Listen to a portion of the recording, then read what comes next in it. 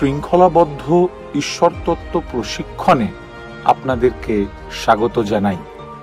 এই প্রশিক্ষণে 7টি ধাপ আছে যা ঈশ্বরের সম্পূর্ণ বাক্যকে প্রকাশ করে।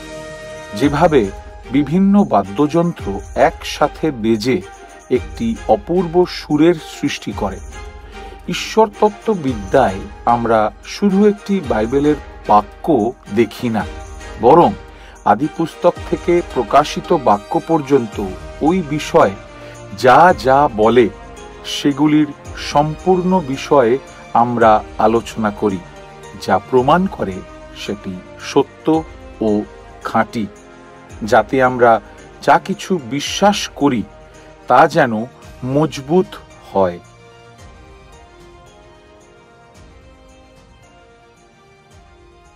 এটা ঠিকই বলা হয়েছে যে আপনি যখন ঈশ্বরের কথা চিন্তা করেন তখন আপনার মনে যা আসে তা আপনার সম্পর্কে সবচেয়ে গুরুত্বপূর্ণ। এটি সত্য এবং এটি যেন আমাদের বিস্মিত না করে। ঈশ্বর হলেন সর্বপ্রথম, সর্বোচ্চ, সর্বশ্রেষ্ঠ এবং মহিমান্বিত। মানুষ ঈশ্বরের দ্বারা এবং ঈশ্বরের জন্য সৃষ্টি করা হয়েছে এবং ঈশ্বরকে জানার, মহিমান্বিত করার এবং উপভোগ করার জন্য বিদ্যমান। যখন মানুষেরা এই ক্রমটিকে উল্টে দেয়, এইভাবে যে মানুষ মানুষের জন্যই আছেন, বরং এর বিপরীতে আমরা মূর্তি পূজা এবং মন্দ জগতে পরিণত হই। বর্তমানে মণ্ডলীর দুর্বলতার সবচেয়ে বড় কারণ হল জীবিত ও সত্য ঈশ্বরের অজ্ঞতা। ঈশ্বরের অগভীর বা বিকৃত দৃষ্টিভঙ্গি তাকে অসম্মান করে এবং বিশ্বাসীদের অক্ষম করে, যা কলুষিত উপাসনার দিকে পরিচালিত করে। ব্যক্তিগত পবিত্রতা হ্রাস করে এবং খ্রিস্টের রাজ্য এবং গৌরবের অগ্রগতি অনুসরণ করার জন্য বলিদান, পরিষেবার জন্য উদ্যোগের অভাব উৎপন্ন করে। ঈশ্বরকে দেখা এবং জানার চেয়ে গুরুত্বপূর্ণ আর কিছুই নেই। প্রভু আমাদের পবিত্র শাস্ত্র দিয়েছেন যেন আমরা খ্রিস্টের মধ্যে ঈশ্বরের সত্য ও সংরক্ষণকারী জ্ঞানের কাছে আসতে পারি।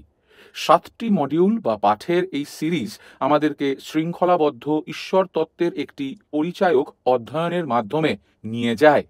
প্রথম মডিউলের উদ্বোধনী বক্তৃতায় আমরা এই 7টি পাঠের সুযোগ এবং উদ্দেশ্য সম্পর্কে একটি পরিদর্শন প্রদান করেছি।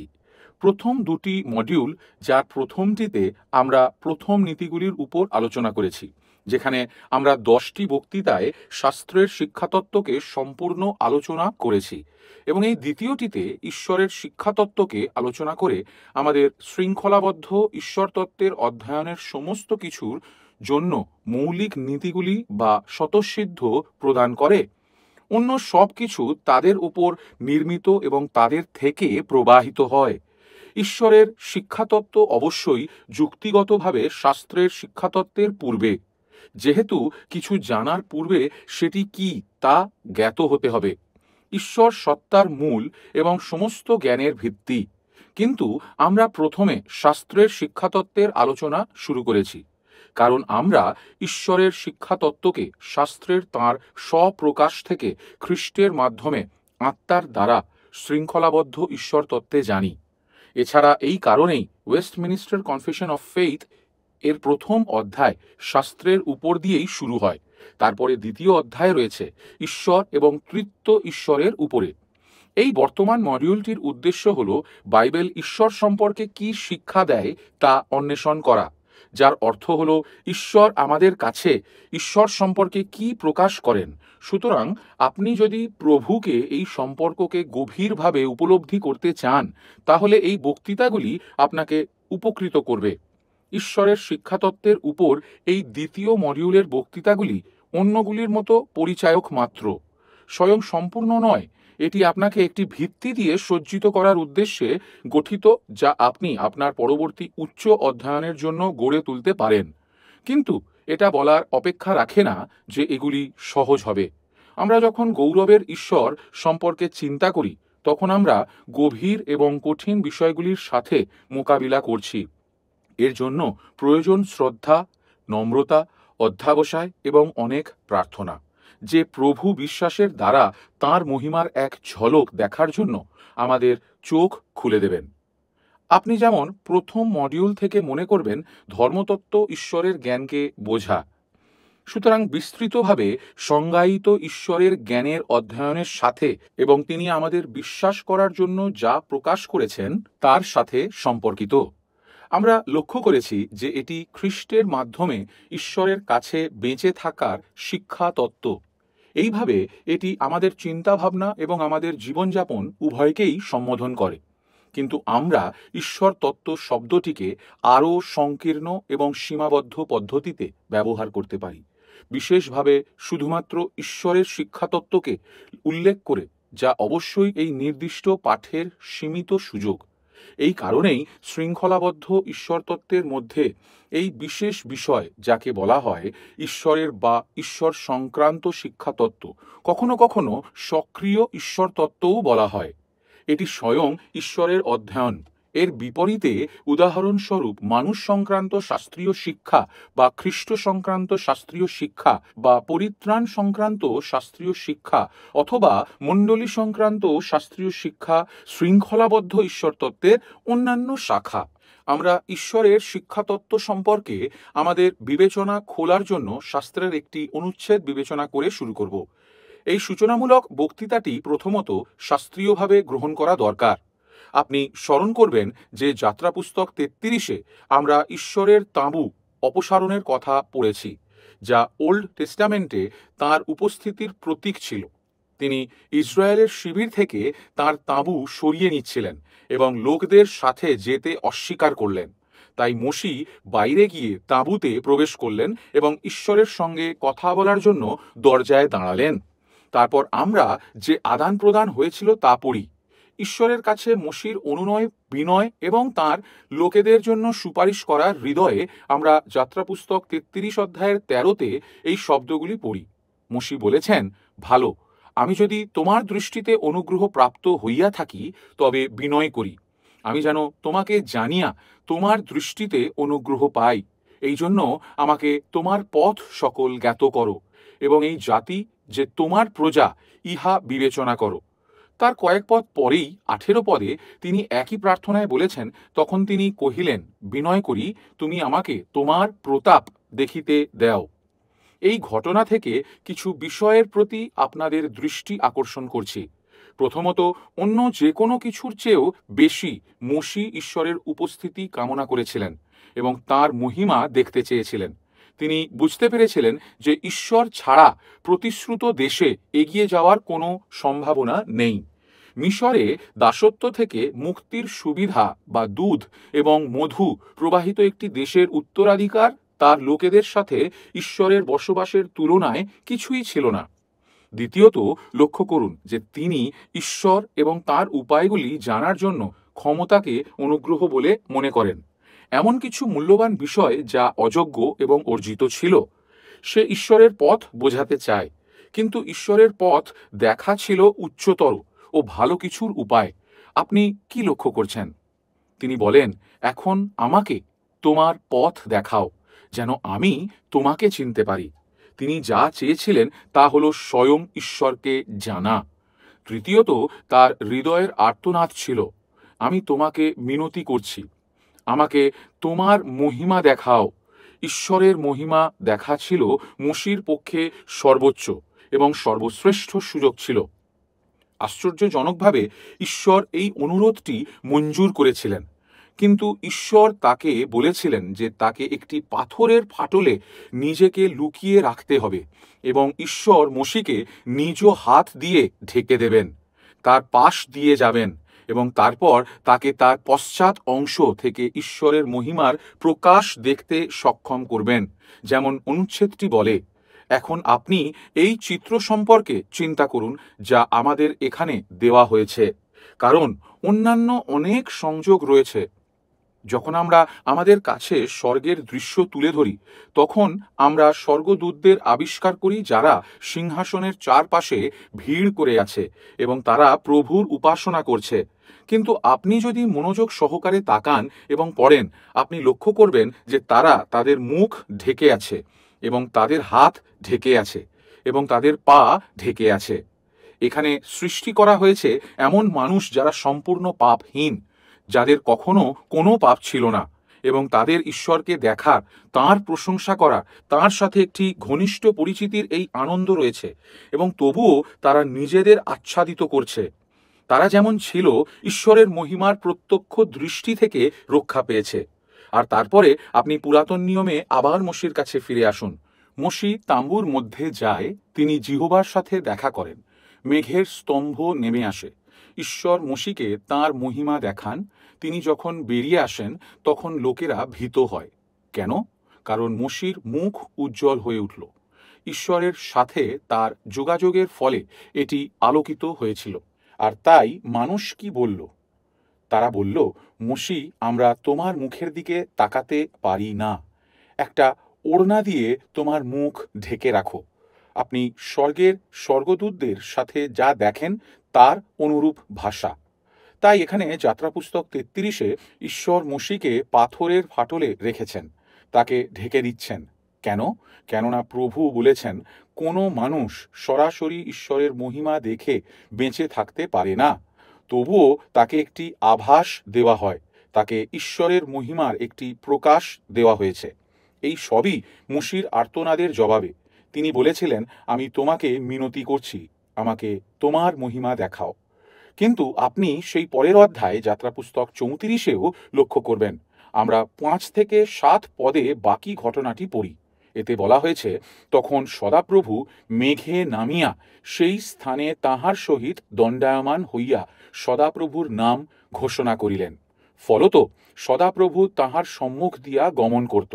এই ঘোষণা করিলেন, সদাপ্রভু স্নেহশীল ও কৃপাময় ঈশ্বর, ক্রোধে ধীর এবং দয়াতে ও সত্যে মহান, সহস্র সহস্র পুরুষ পর্যন্ত দয়ারক্ষক, অপরাধের, অধর্মের ও পাপের ক্ষমাকারী। তথাপি তিনি অবশ্য পাপের দণ্ড দেন। পুত্র পৌত্রের উপরে তৃতীয় ও চতুর্থ পুরুষ পর্যন্ত তিনি পিতৃগণের অপরাধের প্রতিফল বর্তান। সবশেষে মোশির প্রতিক্রিয়া লক্ষ্য করুন, কারণ এর ঠিক পরে 4 পদে আমরা পড়ি, তখন মোশি ত্বরা করিলেন। তিনি দ্রুত ছিলেন। তখন মোশি ত্বরা করিলেন, ভূমিতে নতমস্তক হইয়া প্রণিপাত করিলেন। তাহলে ঈশ্বরের আরও মহিমা দেখার জন্য এবং তাঁর সম্বন্ধে রক্ষাকারী জ্ঞানে বৃদ্ধি পাওয়ার প্রথম এবং সর্বোত্তম প্রতিক্রিয়া কি? আমরা এই পাঠ্য থেকে শিখি যে ঈশ্বরকে প্রণাম করা এবং উপাসনা করা, এটা সবসময় আমাদের জন্য সত্য হতে হবে।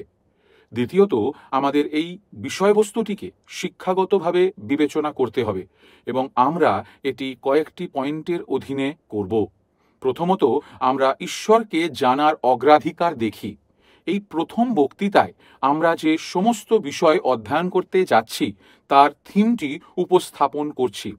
এটি একটি অগ্রাধিকার। আমরা মোশির সাথে যে অগ্রাধিকার এবং প্রধান আকাঙ্ক্ষা দেখেছি তা হলো, আমি তোমার কাছে মিনতি করছি, আমাকে এখন তোমার মহিমা দেখাও। সমগ্র বাইবেল জুড়ে ঈশ্বরীয় সাধুদের অভিজ্ঞতায় এটি খুঁজে পাওয়া যায়। জিরোমীয় 9-23 থেকে 24 পর্যন্ত শুনুন তা কি বলে।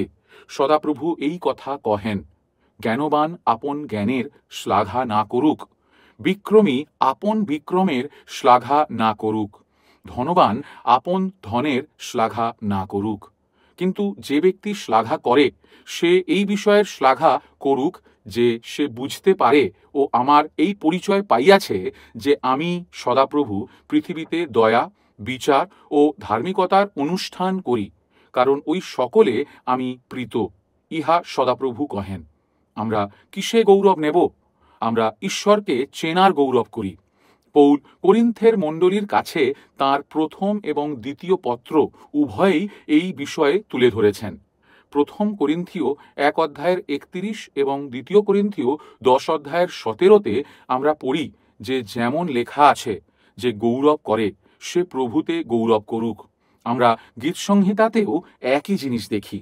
একটি ভালো উদাহরণ হল গীতসংহিতা 27-4।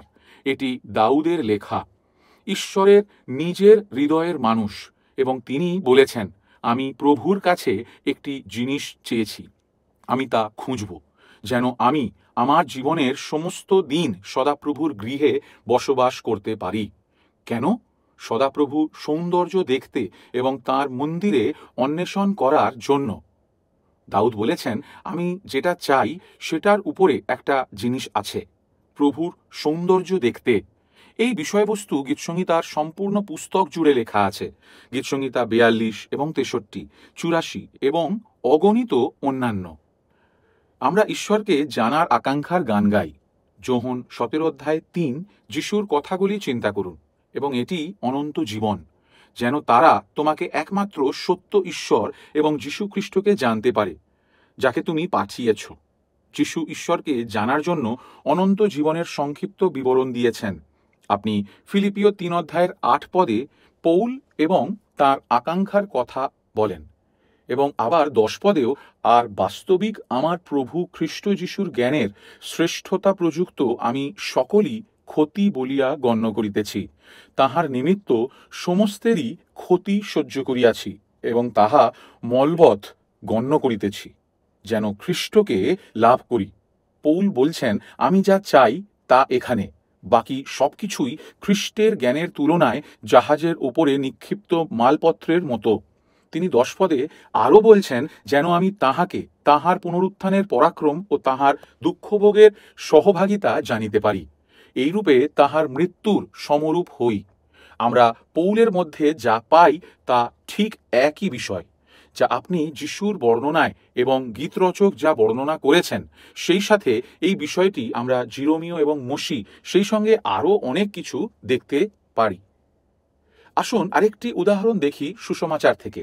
যোহন 20:20 আমাদের প্রভুর পুনরুত্থানের পরে আমরা পড়ি, এবং তিনি যখন এই কথা বলেছিলেন, তিনি তাদের কাছে তার হাত এবং তার কুক্ষি দেশ দেখালেন। তখন শিষ্যরা প্রভুকে দেখে আনন্দিত হলেন।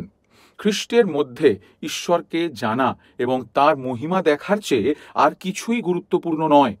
এটি আমাদের জন্য একটি অগ্রাধিকার।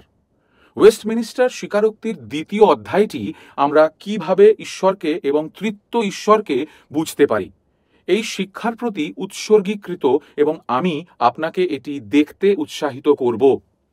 আমরা পরবর্তী বক্তৃতায় এটি উল্লেখ করব, কিন্তু আপনি এটিকে সংক্ষেপে ওয়েস্টমিনিস্টার শর্টার ক্যাটেকিজমে দেখতে পাচ্ছেন, যা শিশুদের এই শিক্ষাগুলি শেখার জন্য গঠন করা হয়েছে। উদাহরণস্বরূপ, আমরা 4র্থ প্রশ্নে ঈশ্বর কি, ঈশ্বর একজন আত্মা, অসীম, শাশ্বত, এবং তাঁর সত্তা, জ্ঞান, শক্তি, পবিত্রতা, ন্যায়বিচার, মঙ্গলময়তা এবং সত্যের মধ্যে অপরিবর্তনীয়। কতগুলি দেবতা আছে? একমাত্র জীবিত এবং সত্য ঈশ্বর। এটা প্রশ্ন সংখ্যা 5। প্রশ্ন 6, ঐশ্বরিক সমষ্টির মধ্যে কতজন ব্যক্তি আছেন? ঈশ্বর 3 ব্যক্তিত্বে প্রদর্শিত, পিতা, পুত্র এবং পবিত্র আত্মা, এবং এই 3 জন এক ঈশ্বর, সত্তার একই, শক্তি ও মহিমায় সমান। আপনি দেখতে পাচ্ছেন যে কিভাবে সেই ক্যাটেকিজম ঈশ্বরকে জানার এই দুর্দান্ত অগ্রাধিকারটি শিশুদের এবং ঈশ্বরের লোকেদের হৃদয় ও মনের মধ্যে ঢুকিয়ে দিচ্ছে। তবে আমরা এর চেয়েও এগিয়ে যেতে পারি। আমরা অগ্রাধিকার প্রতিষ্ঠা করেছি, কিন্তু আপনি বিশ্বের ইতিহাসের পরিপ্রেক্ষিতে চিন্তা করতে পারেন। বাগানে ফিরে যেতে এবং গৌরবের দিকে এগিয়ে যেতে পারেন। বাগানে ফিরে যান। মানুষ ঈশ্বরের দ্বারা সৃষ্ট, ঈশ্বরের প্রতিমূর্তিতে তৈরি, ঈশ্বরের সাথে যোগাযোগের জন্য।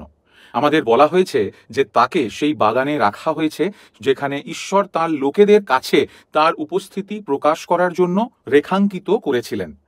তাই মানুষের তার উদ্দেশ্যে এবং সেই সাথে তার সর্বশ্রেষ্ঠ সুযোগ সুবিধাগুলি সবই ঈশ্বরের সান্নিধ্যে এবং তার জ্ঞানে আবদ্ধ। তারপরে আমরা আদিপুস্তক 3 মানুষের পতন দেখতে পাই, এবং পাপ মানুষকে এই হতাশ পরিস্থিতিতে নিমজ্জিত করে। এর ফলে ঈশ্বরের প্রকৃত জ্ঞানের ক্ষতি এবং বিকৃতি ঘটে, যা ঈশ্বরের কাছ থেকে বিচ্ছিন্নতার দিকে পরিচালিত করে। যাতে আদিপুস্তক 3:8 আমরা পড়ি, পরে তাহারা সদাপ্রভু ঈশ্বরের রব শুনিতে পাইলেন। তিনি দিবাবসানে উদ্যানে গমনাগমন করিতেছিলেন। তাহাতে আদম ও তাহার স্ত্রী সদাপ্রভু ঈশ্বরের সম্মুখ হইতে উদ্যানস্থ বৃক্ষসমূহের মধ্যে লুকাইলেন। এখানেই আদম, তিনি সেই কণ্ঠকে ভয় পান যা তিনি আগে ভালোবাসতেন। সেই কণ্ঠস্বর যা তার কাছে ঈশ্বরের মহিমা এবং ইচ্ছার জ্ঞান প্রকাশ করেছিল। এখন প্রভুর নিকটবর্তী হওয়ার পরিবর্তে সে পলায়ন করছে এবং সে প্রভুর কাছ থেকে মূর্খতার সাথে লুকাতে চাইতেছে। এই ধ্বংসস্তূপে পড়ে আছে প্রাকৃতিক মানুষ। আমরা 1 কোরিন্থীয় 2:14 পড়ি, কিন্তু প্রাণিক মনুষ্য ঈশ্বরের আত্মার বিষয়গুলি গ্রহণ করে না, কেননা তাহার কাছে সেই সকল মূর্খতা, আর সেই সকল সে জানিতে পারে না, কারণ তাহা আত্মিকভাবে বিচারিত হয়। অথবা পরের অধ্যায় 3:18 কেহ আপনাকে বঞ্চনা না করুক। তোমাদের মধ্যে কোনো ব্যক্তি যদি আপনাকে এই যুগে জ্ঞানবান বলিয়া মনে করে, তবে সে জ্ঞানবান হইবার জন্য মূর্খ হোক। সুতরাং আপনি দেখতে পাচ্ছেন কিভাবে ঈশ্বর বাগানে মানুষকে তার সম্পর্কে সত্যিকারের আধ্যাত্মিক জ্ঞান এবং ঈশ্বরের সাথে যোগাযোগ করার জন্য ডিজাইন করেছিলেন, এবং এটি পতনের দ্বারা ধ্বংস হয়ে গিয়েছিল। তারপরে আমরা অবশ্যই সুসমাচারে আসি এবং সুসমাচার শেষ পর্যন্ত গৌরবের দিকে নিয়ে যায়। সুসমাচার হল খ্রিস্টের মধ্যে ঈশ্বরের সংরক্ষণের জ্ঞান। ঈশ্বর আসছেন এবং পাপীদের বলছেন তিনি কে এবং তিনি কি সম্পন্ন করেছেন। যেভাবে পাপীদের ঈশ্বরের সাথে সাহচর্যে পুনরুদ্ধার করা হয়, কিভাবে খ্রিস্টের দ্বারা ঈশ্বরের সাথে মিলন ঘটানো হয়, কিভাবে প্রভু যীশু খ্রিস্টে পাওয়া সত্যিকারের সুসমাচার বিশ্বাসীর জন্য আধ্যাত্মিক জ্ঞান, ধার্মিকতা এবং পবিত্রতার পুনরুদ্ধার আর পুনর্নবীকরণ রয়েছে। সুসমাচার ঈশ্বরের বিচক্ষণ পরিচালনার জ্ঞানের পুনরুদ্ধার প্রদান করে এবং যা অবশ্যই গৌরব পর্যন্ত অনুসন্ধান করা যেতে পারে। স্বর্গ কি এবং স্বর্গের আত্মা কি? এটা যীশুখ্রিস্টের মুখে ঈশ্বরের মহিমা প্রত্যক্ষ করার সমান। এটি জ্ঞানে সিক্ত এবং ঈশ্বরের চিরকাল ক্রমবর্ধমান জ্ঞান। আপনি বাইবেলের শেষ দিকে ফিরে যান। আমরা আদিপুস্তক 2 ও 3 দিকে তাকিয়েছি। প্রকাশিত বাক্য 21 এবং 22 শেষ 2টি অধ্যায়ে যান। প্রকাশিত বাক্য 21:3 বলে, পরে আমি সিংহাসন হইতে এই উচ্চ বাণী শুনিলাম, দেখো, মনুষ্যদের সহিত ঈশ্বরের আবাস, তিনি তাহাদের সহিত বাস করিবেন এবং তাহারা তাহার প্রজা হইবে, এবং ঈশ্বর আপনি তাহাদের সঙ্গে থাকিবেন ও তাহাদের ঈশ্বর হইবেন। এখানে ঈশ্বর তাঁর লোকেদের সাথে আবার বসবাস করছেন। পদ 7 বলছে, যে জয় করে সে এই সকলের অধিকারী হইবে, এবং আমি তাহার ঈশ্বর হইব ও সে আমার পুত্র হইবে। ঈশ্বরের বিশ্বাস মানুষকে পরাস্ত করার জন্য প্রদত্ত মহান পুরস্কার হল স্বয়ং ঈশ্বর, ঈশ্বরের জ্ঞান। 23 পদে আপনি এটি দেখতে পাবেন। আর সেই নগরে দীপ্তি দানার্থে সূর্যের বা চন্দ্রের কিছু প্রয়োজন নাই, কারণ ঈশ্বরের প্রতাপ তাহা আলোকময় করে এবং মেষশাবক তাহার প্রদীপ স্বরূপ। তারপরের অধ্যায় 22 4 পদে আমরা পড়ি, ও তাহার মুখ দর্শন করিবে এবং তাহার নাম তাহাদের ললাটে থাকিবে। সুতরাং আপনি দেখতে পাচ্ছেন কিভাবে ঈশ্বর সংক্রান্ত শাস্ত্রীয় শিক্ষা অধ্যয়ন, তার নিচে থাকা সমস্ত স্বতন্ত্র শিক্ষাতত্ত্বের সাথে বাইবেল সঙ্গত খ্রিস্টীয় অনুসরণের এবং বাইবেলের খ্রিস্টীয় বিশ্বাসের বোধগম্যতার জন্য জীবনের জন্য একেবারে মৌলিক। এটা গুরুত্বপূর্ণ যে আমরা আমাদের হৃদয় ও মনে এটি শিক্ষাগতভাবে বদ্ধমূল দেখতে পাই। কিন্তু তারপর তৃতীয়ত, আমাদের এই বিষয়বস্তুটিকে বিতর্কিতভাবে বিবেচনা করতে হবে। এটি সংক্ষেপে বিবেচনা করুন। ঈশ্বরের শিক্ষাতত্ত্ব অধ্যয়ন করতে মানুষের কি কি আপত্তি আছে? প্রথমত, আপনি প্রায়শই যা শোনেন যে এটা খুব বিমূর্ত, এটি খুব প্রযুক্তিগত, এটা অনেক কঠিন, এটা খুব জটিল। লোকেরা যা বলছে তা হলো তারা কিছু সহজ চায়, এমন কিছু বা অবিলম্বে বোধগম্য, এমন কিছু যা প্রচেষ্টার প্রয়োজন হয় না, এমন কিছু যা বোঝার এবং পেতে সক্ষম হওয়ার জন্য তাদের কঠোরভাবে চিন্তা করতে এবং গভীরভাবে অধ্যয়ন করতে হবে না। ওটার মানে কি? এই ধরনের আপত্তি আছে এমন একজন ব্যক্তির জন্য প্রভাব কি? তারা সত্যি একটি মিথ্যা ঈশ্বর চান। তারা সত্য ঈশ্বরের জ্ঞানের চেয়ে মিথ্যা ঈশ্বর চায়, কারণ মানুষ সীমিত, তার ক্ষমতাও সীমিত এবং পাপী। পাপী মানুষ কখনোই অসীম, সীমাহীন, শাশ্বত ঈশ্বরের মহিমা উপলব্ধি করতে পারে না। এটা অসম্ভব। ঈশ্বরের অসীম সত্তার গভীরতা সম্বন্ধে যা জানা আছে তার চারপাশে যদি আপনি যান, তবে মানুষের পক্ষে তার মনকে গুটিয়ে রাখা অসম্ভব। আমার মনে আছে, আমার এক ছেলে আমার কাছে এসেছিল যখন সে খুব ছোট ছিল, আর আমাকে সময় এবং অনন্তকাল সম্পর্কে জিজ্ঞাসা করেছিল।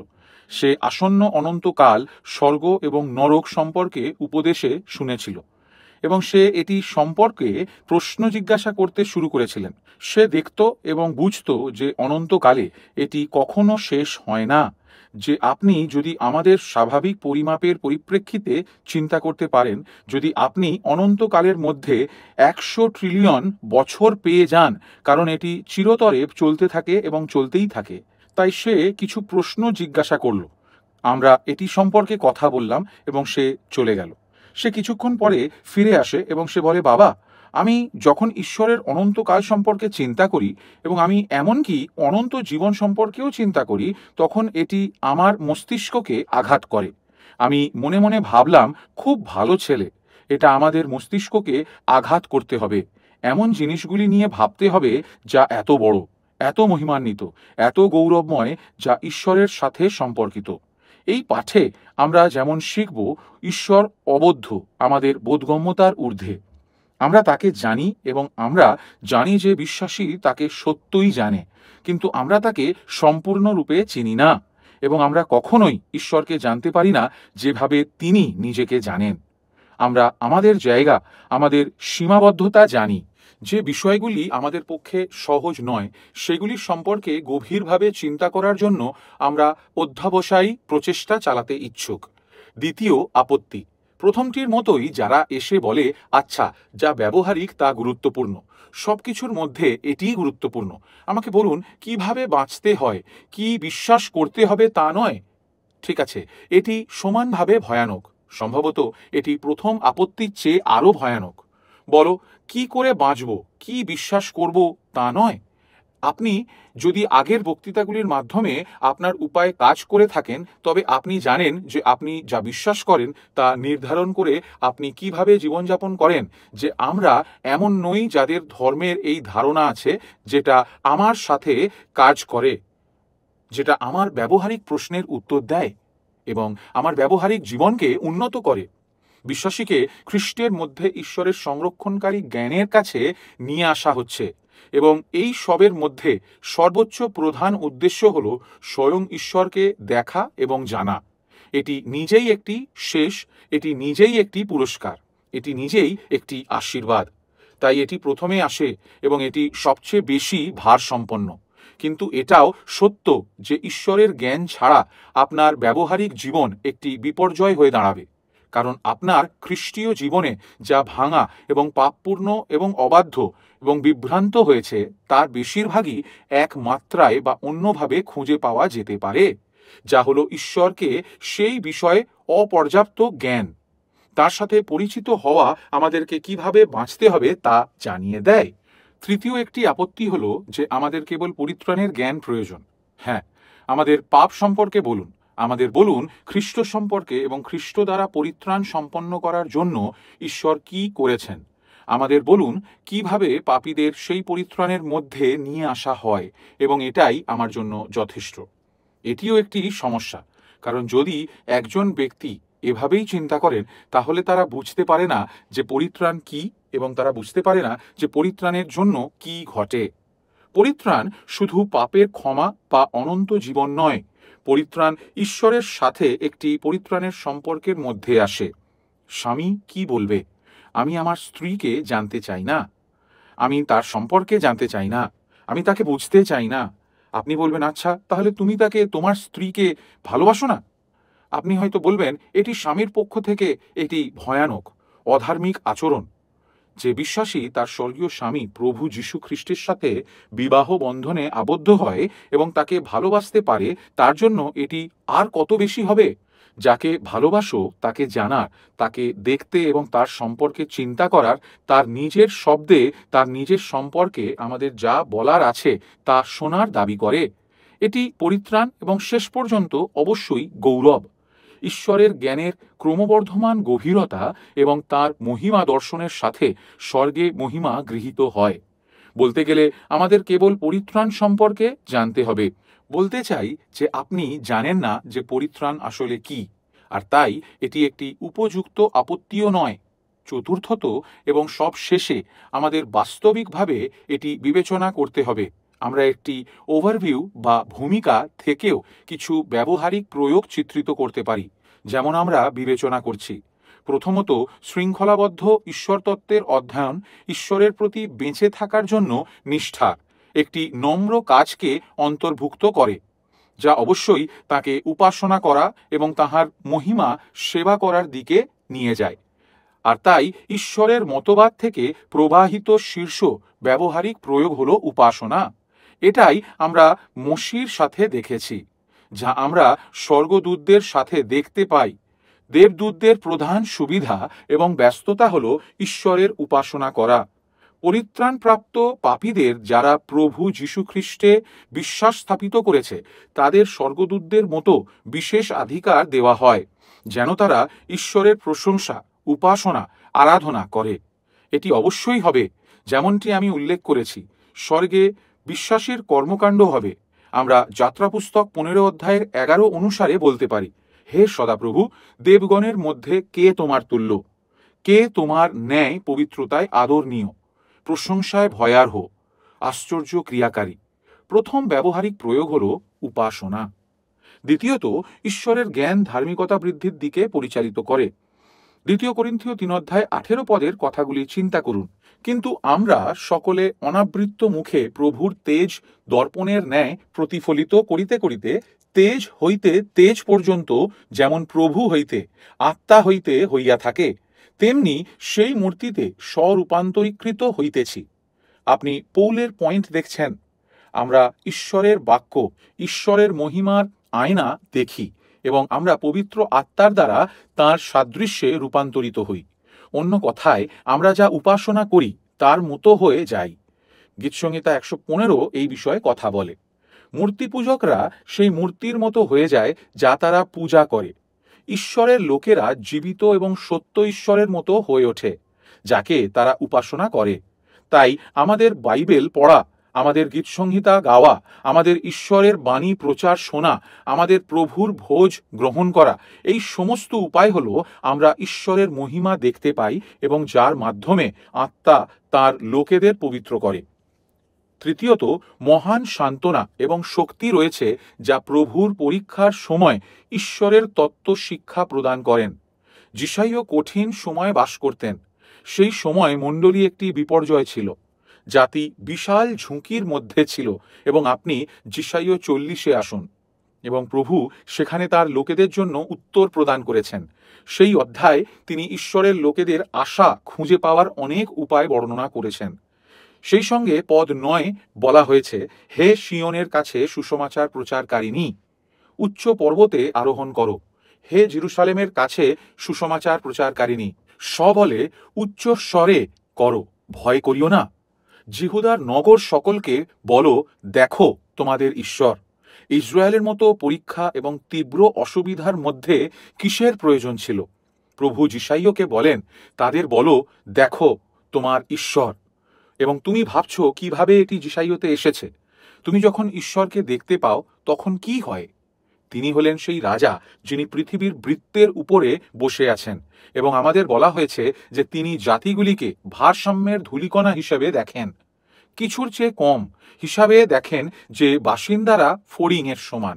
যখন আমরা ঈশ্বরের দৃষ্টিতে এবং তার মহিমার পক্ষ নিই, তখন হঠাৎ করেই এই বিশাল পর্বত এবং পরীক্ষাগুলি তাদের সমস্ত হুমকি সহ, বড় জাতিগুলি তাদের সমস্ত শক্তি সহ, বড় মানুষেরা তারা তাদের সঠিক আকার থেকে ছোট হয়ে যায়। তারা অসীম কিন্তু খুবই ছোট দেখায়। তারা তুচ্ছ হিসাবে দর্শিত হয়। আপনি যিশাইও 40-এর শেষের দিকে পৌঁছেছেন। আমি এটি আপনার কাছে পড়ার জন্য ছেড়ে দেব, যেখানে মহান উৎসাহ দেওয়া হয়েছে যে ঈশ্বরের লোকেদের তাদের পরীক্ষার মধ্যেও শক্তিশালী করা হবে। চতুর্থত, ঈশ্বরের মতবাদ আমাদের জন্য সবচেয়ে বড় আনন্দের উৎস প্রদান করে। এটি গীতসংহিতা 16 অধ্যায়ের 8 পদেতে প্রকাশ করা হয়েছে। আমি সদাপ্রভুকে নিয়ত সম্মুখে রাখিয়াছি, তিনি তো আমার দক্ষিণে, আমি বিচলিত হইব না। তারপর 11 পদটির কথা শুনুন, তুমি আমাকে জীবনের পথ জ্ঞাত করিবে, তোমার সম্মুখে তৃপ্তিকর আনন্দ, তোমার দক্ষিণ হস্তে নিত্য সুখভোগ। ঈশ্বর সংক্রান্ত শাস্ত্রীয় শিক্ষা প্রকৃতপক্ষে ঈশ্বরের লোকেদেরকে সবচেয়ে মধুর, সবচেয়ে মনোরম, সবচেয়ে বিস্ময়কর আনন্দগুলি প্রদান করে, যা এই পৃথিবীতে অনুভব করতে হবে, যার সবকটি স্বর্গে ঈশ্বরের অবিলম্বে উপস্থিতিতে বিশ্বাসী কি উপভোগ করবে তার পূর্বাভাস। ঈশ্বরের শিক্ষাতত্ত্ব কি বাস্তবসম্মত? হ্যাঁ, এটি অত্যন্ত ব্যবহারিক, যেমনটি আমরা এখন দেখব। ঠিক আছে, এই পরিচায়ক বক্তৃতায় আমরা বাইবেলের খ্রিস্ট ধর্মের মধ্যে ঈশ্বরের মতবাদের গুরুত্ব এবং স্বতন্ত্র বিশ্বাসীর চিন্তাভাবনা এবং অনুশীলন এবং অভিজ্ঞতার জন্য শাস্ত্র থেকে প্রতিষ্ঠিত করেছি। পদ্ধতিগত ধর্মতত্ত্বের এই দ্বিতীয় মডিউল জুড়ে বক্তৃতাগুলির বাকি অংশে আমরা ঈশ্বর কে এবং ঈশ্বর আমাদের কাছে নিজের সম্পর্কে কি প্রকাশ করেছেন সে সম্পর্কে আরও বিশদ বিবেচনা করব। আমরা যখন এটি করার জন্য প্রস্তুত হই, তখন আমাদের অবশ্যই মসির মতো নিজেকে বিনীত করতে হবে এবং তার কাছে অনুরোধ করতে হবে, আমি আপনার কাছে মিনতি করছি, আমাকে আপনার মহিমা দেখান।